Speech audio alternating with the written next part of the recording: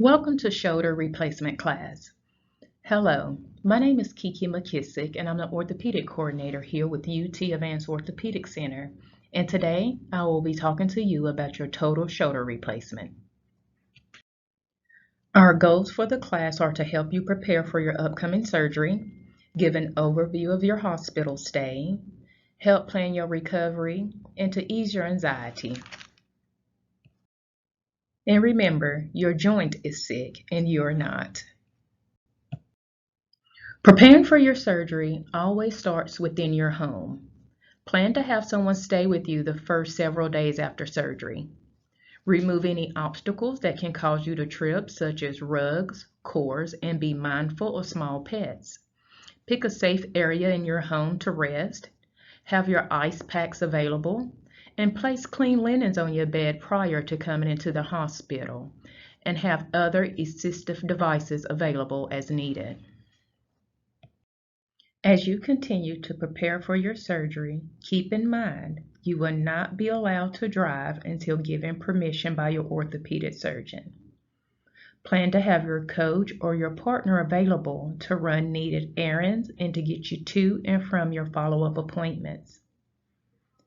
Think about your home medications and get refills if needed. Consider meal planning. Make meals ahead of time and freeze. And remember to drink plenty of water and stay hydrated during your recovery. Prior to your surgery, you will go through a medical clearance process. All patients must be evaluated by a healthcare provider and pre-anesthesia testing to make sure that you are as healthy as possible before your surgery. During your pre-anesthesia testing appointment, you will meet with a nurse that will go over your medical history. You will be told what medications you need to stop before your surgery and when you need to stop them. Now let's talk about preventing infection. Ways that we prevent infection is with the use of the benzoyl peroxide for preoperative skin preparation. Applying the benzoyl peroxide cream 5 times prior to your surgery. We also give IV antibiotics before, during, and after your surgery. We use alcohol-containing antiseptic agents for preoperative skin preparation. And we also provide a 3M nasal antiseptic swab before surgery. Now let's discuss the use of the benzoyl peroxide cream. Studies show that applying this cream to the shoulder area reduces the number of bacteria on your skin that could lead to a surgical site infection. You will begin using the cream 2 days before your surgery twice a day. You will also need to use the cream the morning of surgery. Apply a half dollar size amount of the benzoyl peroxide cream to the entire operative shoulder and the armpit area after bathing. Seek immediate medical attention if you develop wheezing or difficulty breathing, facial swelling, hives, or severe rash after using this cream. If you have ever had an allergic reaction to benzoyl peroxide, do not use this cream. Instead, use antibacterial soap. Of note, you may have some skin irritation or develop a mild rash after using the product, especially in the armpit area. This can be a normal reaction. Please continue to use the product. If you have any questions or concerns, please contact your orthopedic surgeon's office. Here are some ways for you to prevent surgical site infection. Wash your hands frequently. Keep your incision clean and dry. Wash your bed linens as needed. Wear clean clothes. Keep pets away from your bandage and surgical site. And do not touch your surgical site incision. Before your surgery, it is important to stop taking any medication that can increase bleeding during surgery or cause low blood pressure after surgery. We do have a do not list. Do not take any blood thinner starting 7 days before your surgery, and stop any medications that you are instructed to stop from pre-anesthesia testing. Do not wear lotion, powder, or deodorant on the day of surgery. What to bring to the hospital? Most patients are here for a very short period of time. Consider wearing oversized or loose-fitting shirt, button-down or pullover, shoes with a closed heel, pants or shorts with an elastic waist. Try to avoid zippers and buttons. If you plan to stay overnight in the hospital, bring your CPAP machine with the appropriate settings. Now you will have to sign a form stating that it's safe to use your CPAP machine while in the hospital. And also, bring your joint replacement guidebook. The night before surgery, eat a decent supper. Take your nightly medications that you are instructed to take by pre-anesthesia testing, and apply the benzoyl peroxide cream. Fasting instructions. Nothing to eat or drink after midnight the night before your surgery. This includes chewing tobacco, gum, or mints. If you do not follow these instructions, your surgery could be canceled. The morning of surgery. Apply the benzoyl peroxide cream. Only take the medications you are instructed to take by pre-anesthesia testing with a small sip of water. Do not bring any valuables.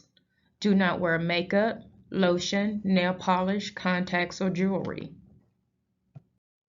On the day of surgery, if you are having surgery in the main operating room, park in garage H.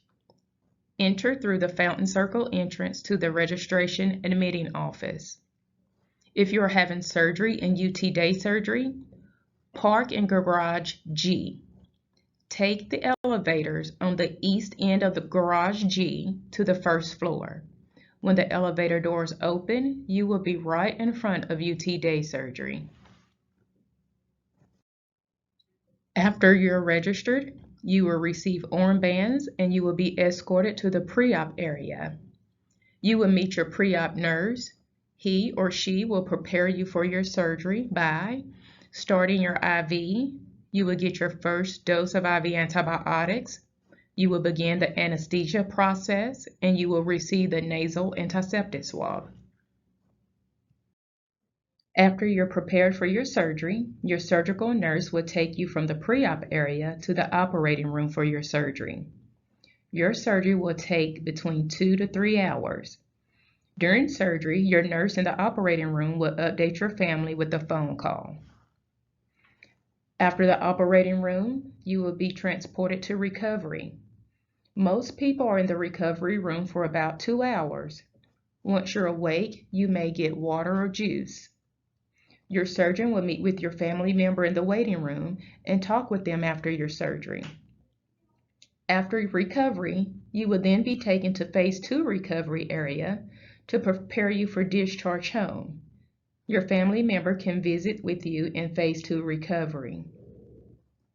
If you have to stay overnight in the medical center, after recovery room, you will be taken to a medical floor. You will still have a small IV in your arm for fluids, and to help prevent blood clots, your nurse may apply compression sleeves to your legs. These will inflate like balloons to keep your blood moving. Ice therapy. Ice therapy is used to lessen pain and swelling. Ice numbs nerve endings and decreases blood flow, so it reduces swelling and helps decrease pain. Anytime you have pain, you need to put ice on the site that it hurts. This will help you to not take too much pain medicine and will help you when you are weaning off the stronger pain medication later at home. The key to ice therapy is to apply the ice 20 minutes at a time. You will have a big dressing over your shoulder area after surgery. Follow your surgeon's instructions on how to care for your surgical bandage. Your nurse will teach you to perform deep breathing and coughing exercises, which helps prevent pneumonia. You will continue to do these exercises each day after surgery. In addition to deep breathing and coughing, your nurse will teach you to use a breathing device called an incentive spirometer. This is used to expand your lungs and to help get oxygen to the tissues in your body. It helps to clear your lungs after receiving anesthesia, and it helps reduce fever. It will also help with nausea. It is important to use the incentive spirometer 10 times per hour while you are awake. Safety in preventing falls. Your care team will check on you often. Use your call button for help. Wait for a care team member to help you get out of bed or out of the chair. Bed and chair alarms are on until safe mobility is determined by your care team. Your coach or family member is welcome to stay with you in your hospital room. Pain management. Pain after surgery can be related to your incision or due to positioning in surgery. A key step in pain control is to take pain medication when the pain first began. Do not let your pain get out of control. Good pain control is key to a comfortable and quick recovery. Everyone's pain is different after surgery.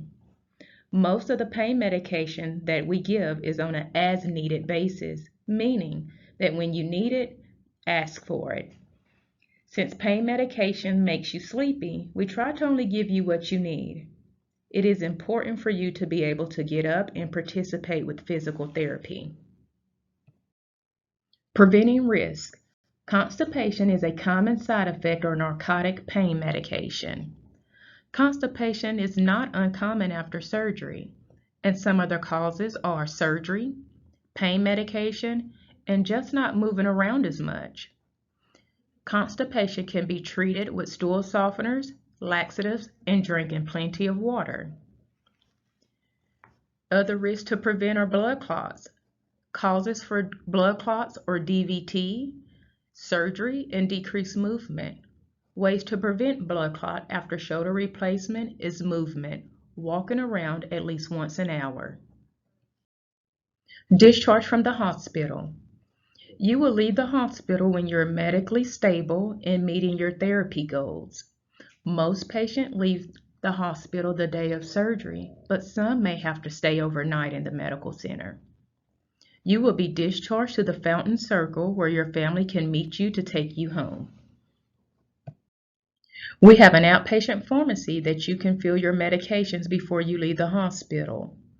Please let your nurse know if you would like to have your prescriptions filled at the hospital prior to discharge home.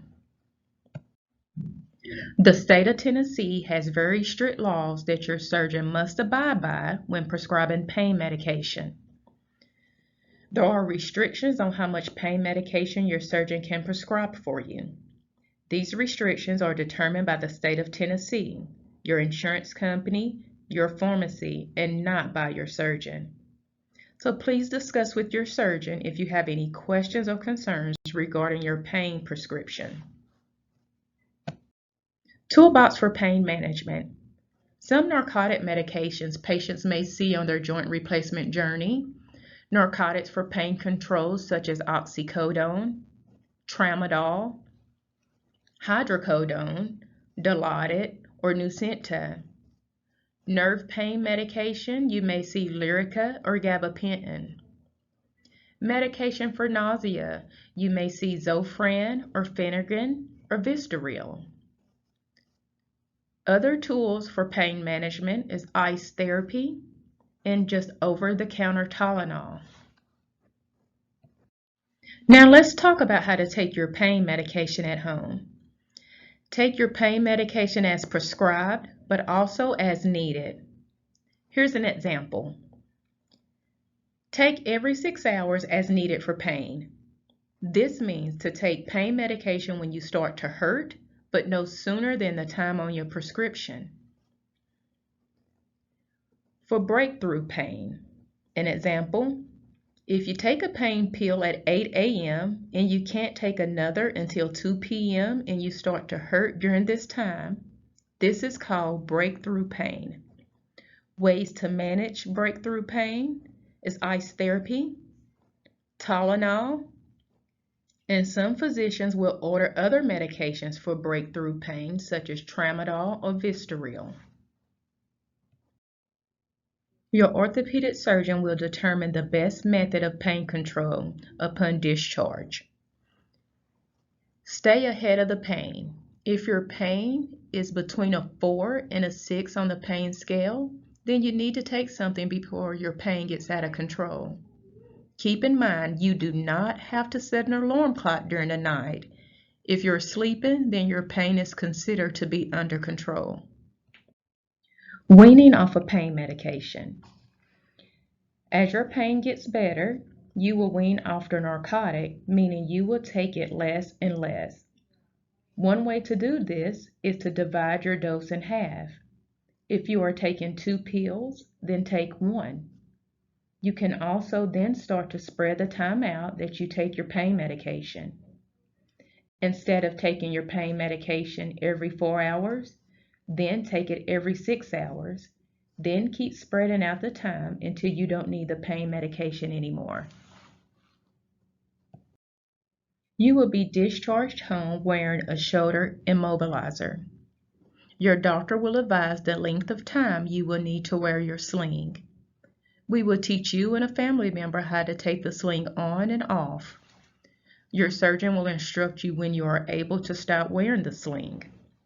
It is okay to use your hand for simple things such as typing, holding a cell phone, or holding a newspaper, but do not lift over 1 pound in your operative hand after surgery. If you're going to outpatient physical therapy, be sure to take your outpatient therapy prescription so they'll know how to take care of you and to bill your insurance. Recovering at home. It is normal to feel extremely tired after your surgery, even up until a month after your surgery.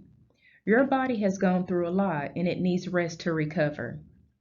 Some patients experience feelings of sadness or depression with crying spells. This too is normal.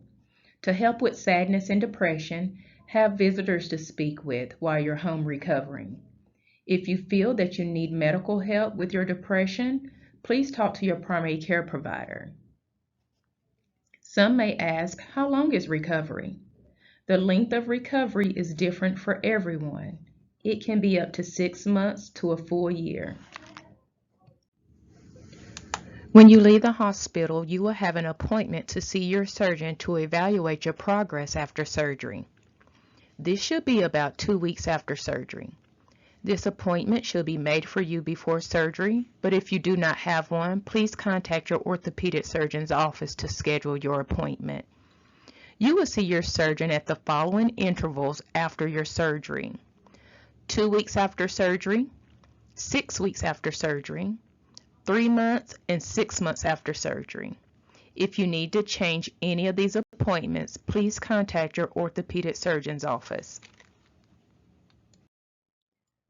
Due to the COVID-19 pandemic, your hospital visit may be a little different.